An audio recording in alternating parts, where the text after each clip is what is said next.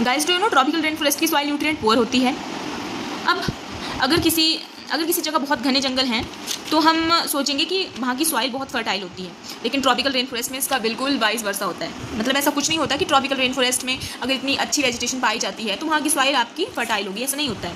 और इसके पीछे का मेन रीज़न ये है, जैसे अमेजॉन जैसे रेन फॉरेस्ट में जो सॉइल होती है वो हैविली वेदर्ड और न्यूट्रिएंट पुअर होती है, फिर भी वहाँ दुनिया की सबसे रिच वेजिटेशन पाई जाती है। अब इसके पीछे का रीज़न ये है, सोचो रेन फॉरेस्ट में रोज़ पत्ते गिर रहे हैं, टहनियाँ गिर रही हैं, जानवर मर रहे हैं, ऑर्गेनिक मैटर आपका एक्यूमुलेट हो रहा है वहाँ पे।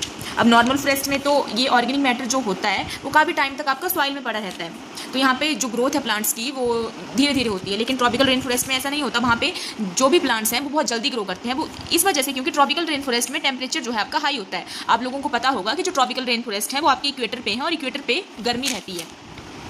टेम्परेचर हाई होने के कारण आपके बैक्टीरिया फंजाई जो हैं बहुत ज़्यादा एक्टिव होते हैं, इसलिए डिकम्पोजिशन बहुत फास्ट होती है। और इसका स्टेप बाय स्टेप अगर मैं प्रोसेस आपको बताऊं तो पहले आपके लीव्स जो हैं वो पहले आपके जो ट्री से लीव्स गिरते हैं, फिर आपके फंजाई और बैक्टीरिया उसको जल्दी डिकम्पोज कर देते हैं।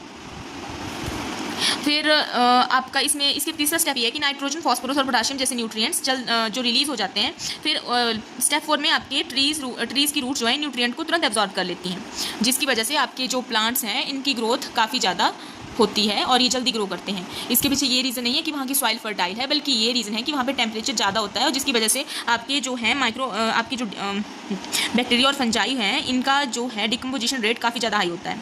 अब इंपॉर्टेंट पॉइंट ये है कि न्यूट्रिएंट सॉइल में ज़्यादा देर तक रुकते ही नहीं है।